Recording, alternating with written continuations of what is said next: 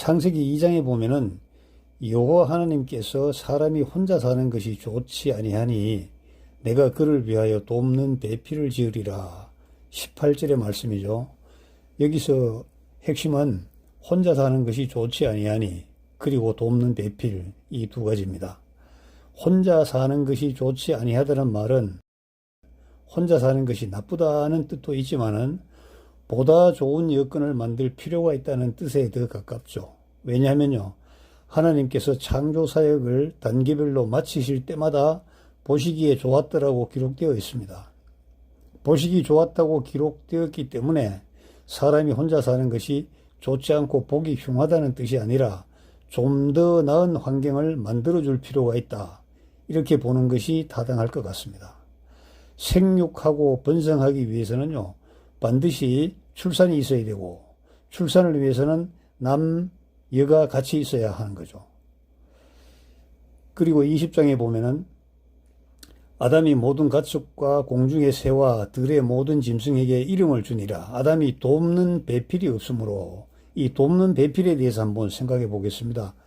결혼식이나 법원의 가사 조정 드라마 같은 걸 보면은 돕는 배필이라는 말이 즐겨 나옵니다. 그런데 성경의 배필은요, 가사 도움이나 조력자를 의미하는 매우 소극적인 뜻에 머물지 않습니다.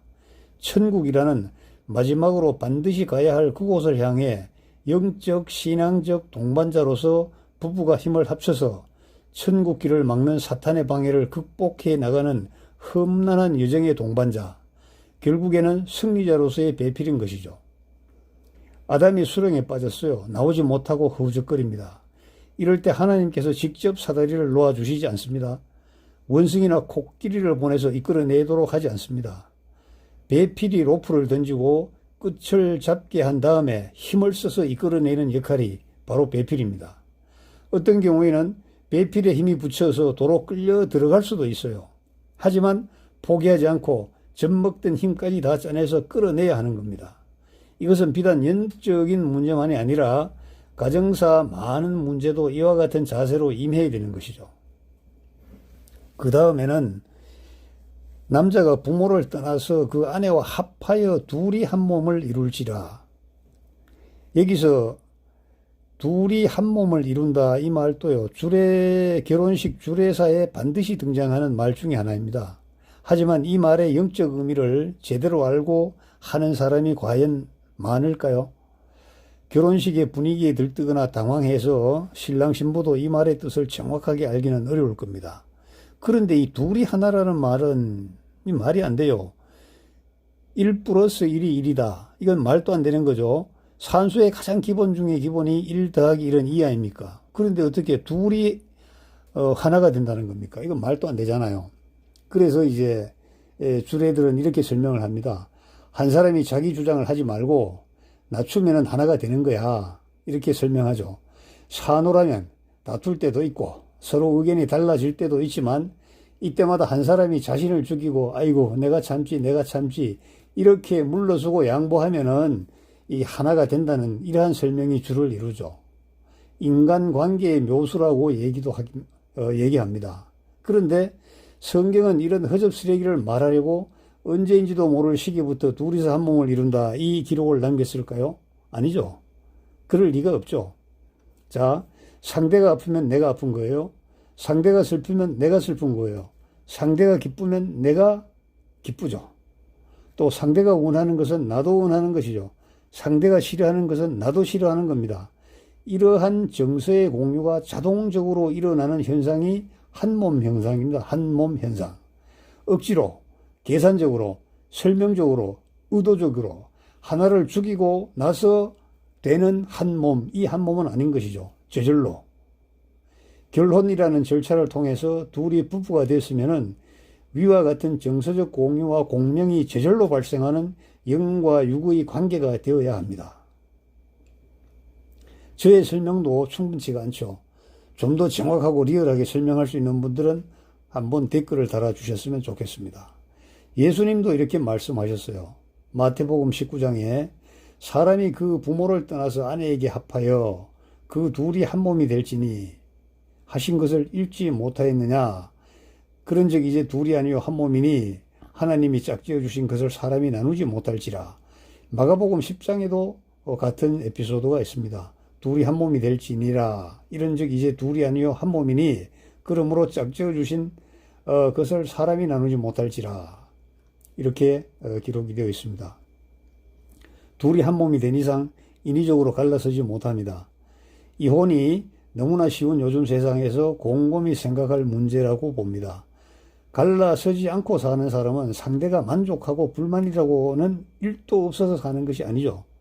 둘이서 한 몸을 이루는 영적 원리에 대한 이해와 정도의 차이라고 할 수 있지 않을까요? 그 다음에 창세기 2장 17절에 그 유명한 선악과 사건이 나옵니다. 선악을 알게 하는 나무 열매는 먹지 마. 너가 먹는 날에는 반드시 죽으리라. 반드시 죽으리라. 반드시 죽으리라. 이렇게 하나님께서 경고를 하셨죠. 이 말씀을 두고 가슴을 치고 통탄하는 사람들이 많습니다. 제가 초신자 시절에 교회 가니까 대표 기도하는 장로님이 눈물까지 글썽글썽이면서 아담이 하와의 말을 듣지만 않았더라면 인류가 죄악에 빠지지 않았을 것이라고 합니다. 초신자 시절 모든 것이 이상하게 보이고 모든 것이 궁금하던 그 시절 장면이 제가 지금도 생생합니다. 또 어떤 장로님은 이렇게 말하더군요. 사도 바울처럼 살도록 해달라고 대표 기도를 했습니다. 제가 생각하기에 기도할 일이 아니라 자신이 선택하면 될 일 아닌가? 이렇게 의문을 품었던 적도 있었죠. 하여튼 아담의 선택적 실수에 관하여 사도 바울은 정확하게 설명하였습니다. 디모데전서 2장 14절인데요. 아담이 속은 것이 아니고 여자가 속아 죄에 빠졌습니다. 이거 좀 궁금하지 않습니까? 여자가 속아 죄에 빠졌는데 이거 뭐야? 이렇게 궁금해할 수가 있는 구절입니다. 조금 부연하자면은 한 몸이 된 여자가 속아서 죄에 빠지면 남자는 선택의 여지 없이 죄인이 되는 겁니다. 자동으로 죄인이 되는 겁니다. 그러므로 여자들이 믿음과 사랑과 거룩함에 거해야 한다고 부연 설명을 하고 있죠. 자, 자식이 없는 아브라함 부부가 늘 고민을 하던 중에 아내 사레가 묘안을 제시합니다. 자기가 데리고 있는 종인 하갈을 남편 아브라함 방으로 넣어가지고 동침하여 자식을 보자고 이렇게 제의를 합니다. 아내가 이렇게 제의하는데 안 된다고 거절할 남자 몇 있겠습니까? 뭐 모른 척하고 못 이긴 척하고 넘어가는 거죠. 다메섹 출신인 그 종 엘리에셀에게 모든 유업을 상속하고 대를 잇게 하는 것보다는 낫지 않느냐는 것이죠.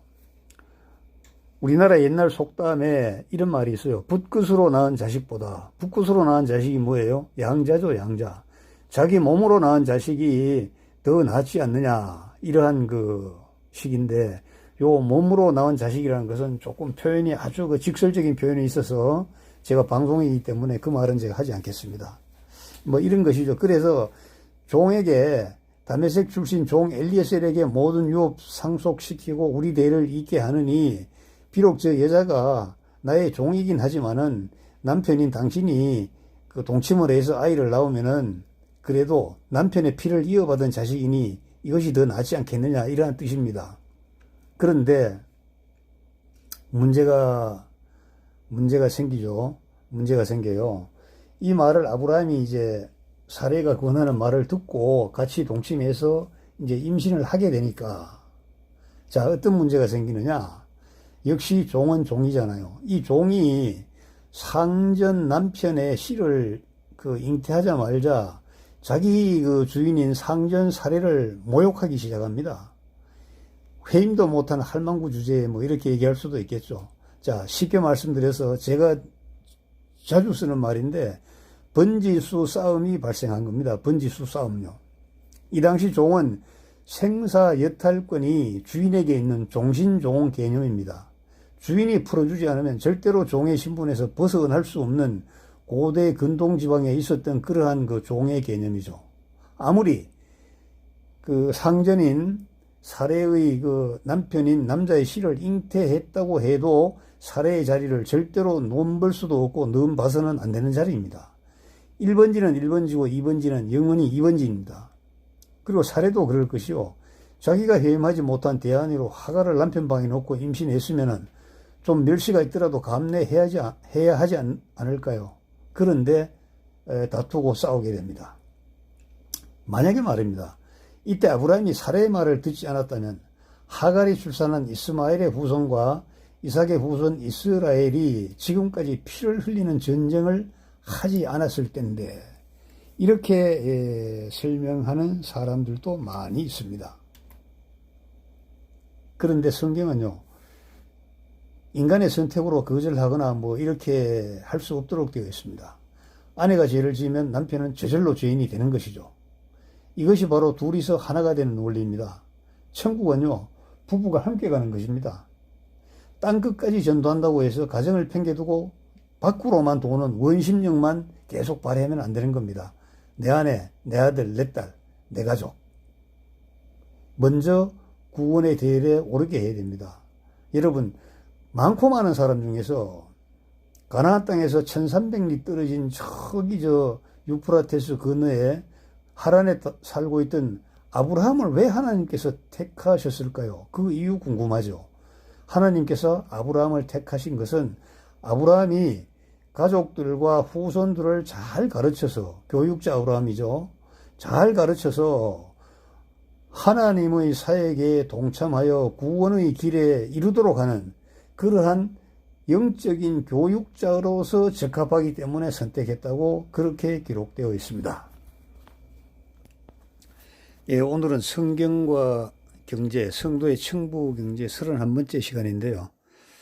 제가 그동안 목 사정이 좀 안 좋아서 조금 쉬었다가 오늘 다시 재기를 합니다. 앞으로 자주 여러분들 찾아가겠습니다. 감사합니다.